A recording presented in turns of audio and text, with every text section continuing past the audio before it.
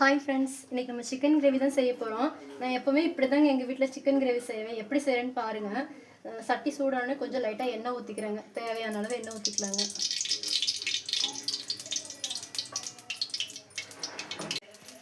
எண்ணெய் காஞ்சோடனே சோம்பு போட்டுக்கலாங்க. சோம்பு போட்டோடனே கருவேப்பிலை போட்டுக்கலாங்க. 3/4 கிலோ சிக்கன் வாங்கியிருக்கேங்க. அதுக்கு பெரிய வெங்காயம் ஒரு 4 வெங்காயம் கட் பண்ணியிருக்கேங்க.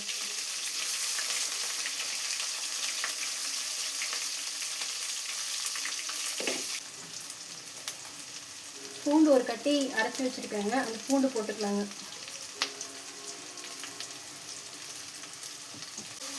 உங்களுக்கு தேவை எவ்வளோன்னு பார்த்து இஞ்சி அரைச்சி அது இஞ்சி விழுதையும் போட்டுக்கோங்க. வெங்காயம் இஞ்சி பூண்டு நல்லா வதங்கிடுச்சுங்க. இப்போ நம்ம தக்காளி சேர்த்துக்கலாங்க.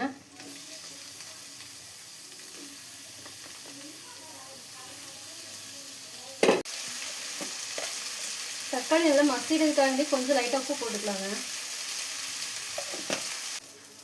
தக்காளி வெங்காயம் நல்லா வதங்கிருச்சுங்க. இப்போ கழுவி வச்சு சிக்கனை போட்டுக்கலாங்க.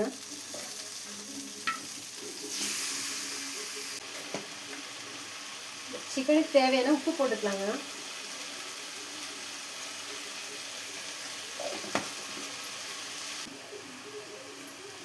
கொஞ்சம் மஞ்சள் பொடி போட்டுக்கலாங்க.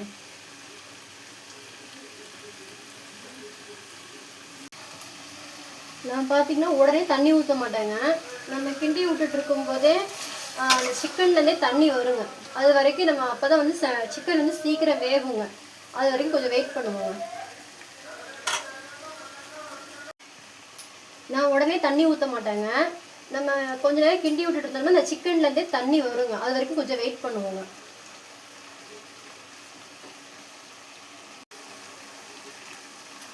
சிக்கன்லேருந்து ஓரளவுக்கு தண்ணிலாம் வெளியில் வந்துருச்சுங்க.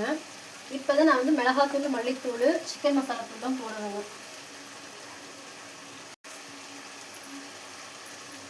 சின்ன ஸ்பூன் தாங்க, 2 ஸ்பூன் மிளகாத்தூள் போடுவேன்.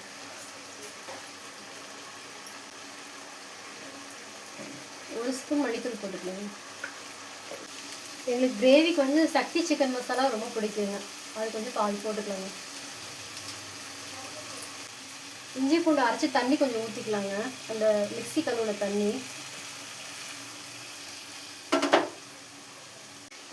நம்ம கிரேவிங்கிறதுனால தண்ணி ரொம்ப அதிகமாக ஊற்ற வேணாங்க. ஓரளவுக்கு மீடியமாக ஊற்றிக்கலாங்க.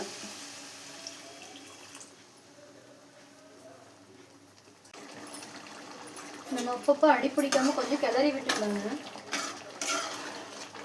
இந்த தண்ணியெல்லாம் நல்லா சுண்டணுங்க. அப்போ கொஞ்சம் கிரேவி டேஸ்ட்டாக இருக்கும்.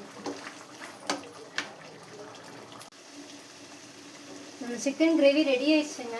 நம்ம ரசத்துக்கு வெறும் ரசத்துக்கு இந்த சிக்கன் கிரேவி வச்சு சாப்பிட்டீங்கனாலே நல்லா டேஸ்ட்டாக இருக்கும். நீங்களும் ட்ரை பண்ணி பாருங்கள்.